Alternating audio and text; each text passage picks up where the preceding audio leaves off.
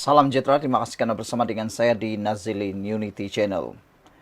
Kematian Tun Daim Zainuddin, Allahyarham Tun Daim Zainuddin, betul-betul mengejutkan kita semua.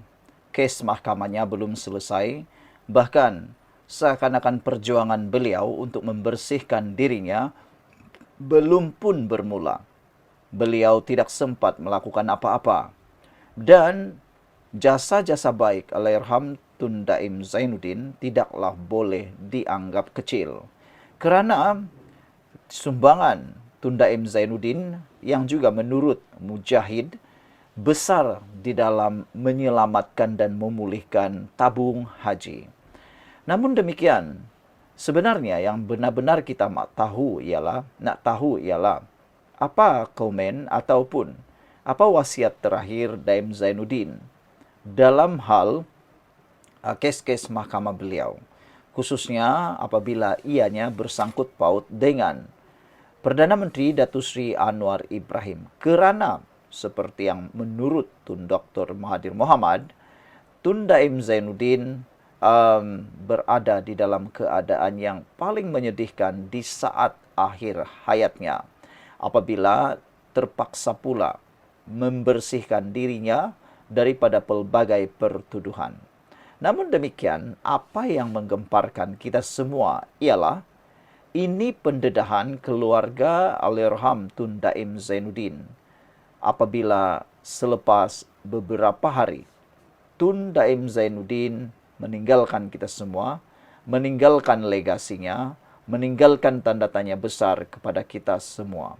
Pertanyaan yang terbesar yang sehingga kini belum dijawab ialah apakah pertuduhan kes mahkamah Tun Daim Zainuddin akan dihentikan atau akan dijumudkan, akan dihentikan, ditarik balik oleh pihak pendakwaan. Namun demikian, menurut SPRM, ianya bergantung kepada timbalan pendakwa raya, bukan daripada SPRM. Keluarga Tun Daim Zainuddin akhirnya dedah satu maklumat sulit, penting, berkait dengan Tun Daim Zainuddin ketika beliau masih hidup. Kata keluarga Tun Daim, beliau tidak pernah menyimpan dendam. Ini sebenarnya satu perkara yang perlu kita hayati, perlu kita contohi, dan perlu diteladani.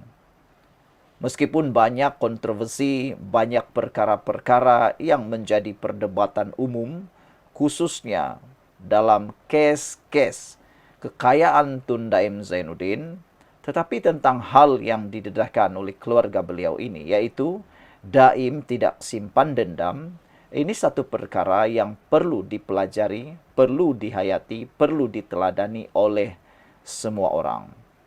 Kepada mereka yang menolak usahanya, bekas Menteri Kewangan Allahyarham Daim Zainuddin tidak menyimpan dendam, kata keluarganya lagi.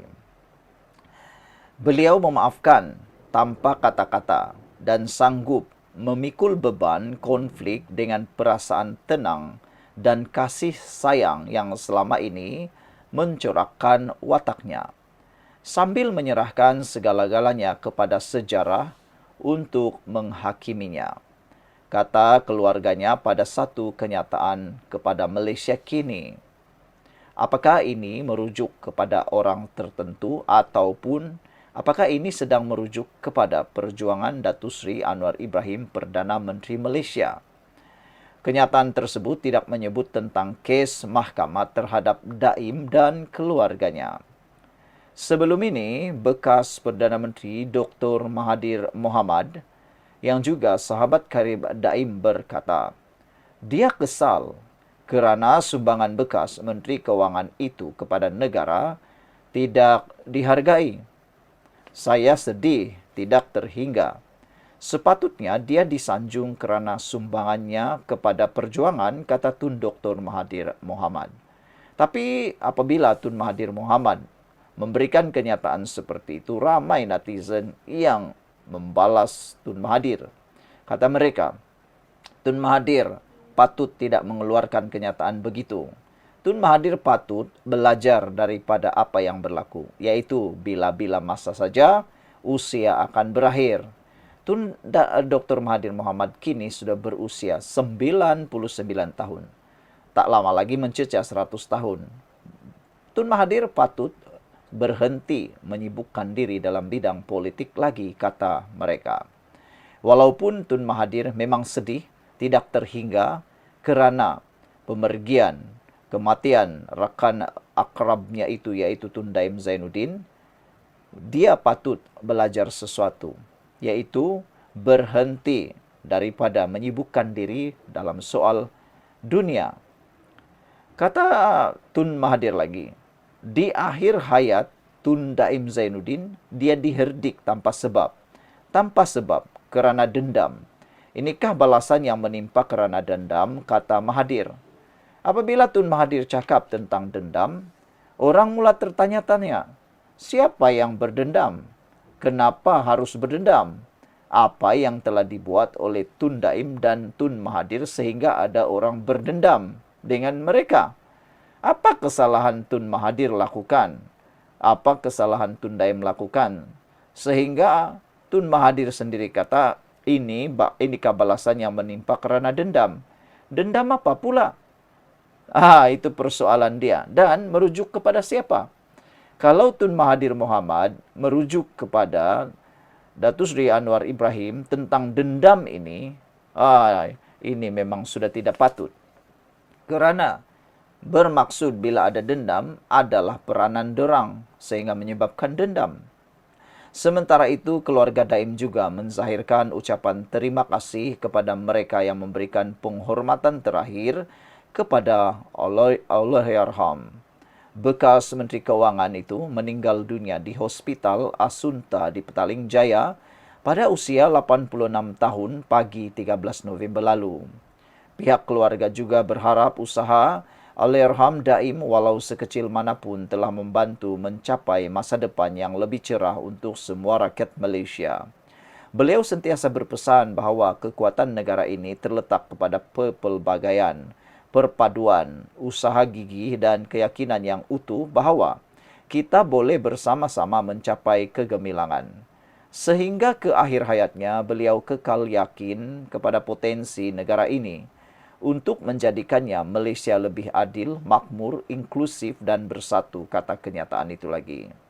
Keluarga bekas Menteri Kewangan itu berkata, Allahyarham meletakkan kepercayaan kepada anak muda yang merupakan masa depan dan harapan negara. Beliau menyedari akan cabaran yang mendatang, namun tetap percaya anda boleh mengatasinya. Pada masa sama tidak membiarkan perasaan curiga dan dendam berakar umbi, kata keluarganya. Berikut kenyataan penuh daripada keluarga Allahyarham Daim Zainuddin. Kami merakamkan setinggi-tinggi penghargaan kepada ahli keluarga, sahabat handai dan kenalan dari seluruh dunia, serta rakyat Malaysia dari segenap lapisan masyarakat yang meluangkan masa memberikan penghormatan terakhir dan seterusnya bersama-sama solat jenazah di masjid.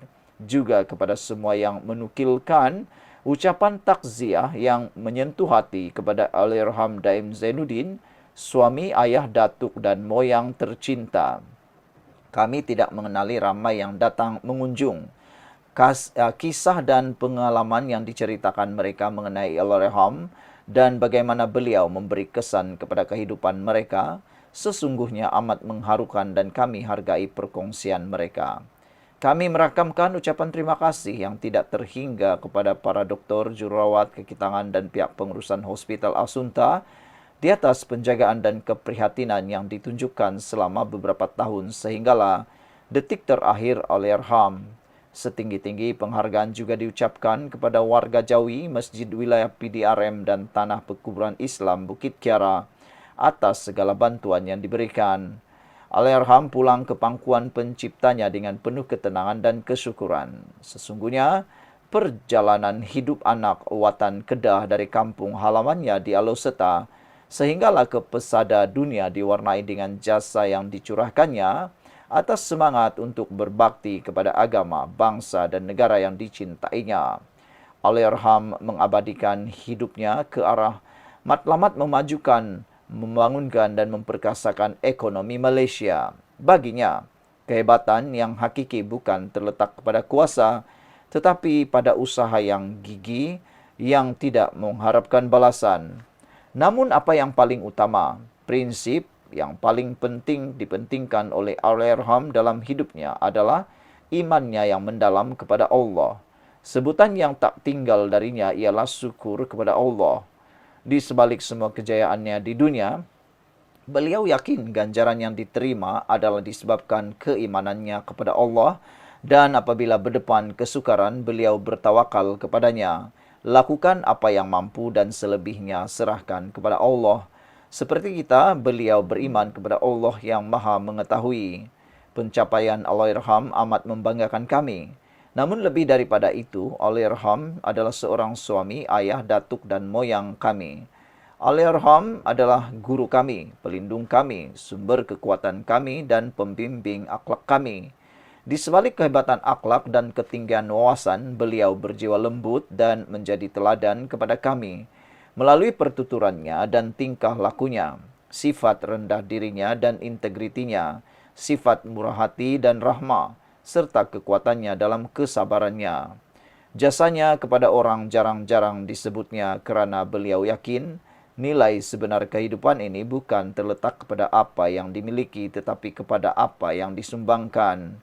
Biarpun Allahyarham tidak lagi berada di samping kita, harapan kami ialah usaha beliau walau sekecil manapun telah membantu mencapai masa depan yang lebih cerah untuk semua rakyat Malaysia. Beliau sentiasa berpesan kepada bahawa negara ini terletak kepada kepelbagaian perpaduan usaha gigi dan keyakinan yang utuh bahawa kita boleh bersama-sama mencapai kegemilangan. Sehingga ke akhir hayatnya, beliau kekal yakin kepada potensi negara ini untuk menjadikan Malaysia lebih adil, makmur, inklusif dan bersatu. Kepada anak muda Malaysia, Allahyarham meletakkan kepercayaan kepada anda, kerana baginya anda adalah masa depan dan harapan negara. Malaysia adalah milik anda sekarang. Beliau menyedari akan cabaran yang mendatang, namun tetap percaya anda boleh mengatasinya. Pada masa sama, tidak membiarkan perasaan curiga dan dendam berakar umbi. Beliau berpesan, walaupun jalan menuju Malaysia yang lebih baik sememangnya penuh ranjau, tetapi percayalah ia berbaloi untuk diharungi. Kepada mereka yang pernah bekerja dengan Allahyarham dan sentiasa mendampinginya, yang berkawan menyokong kami terhutang budi, kerana andalah yang memperkayakan perjalanan hidupnya.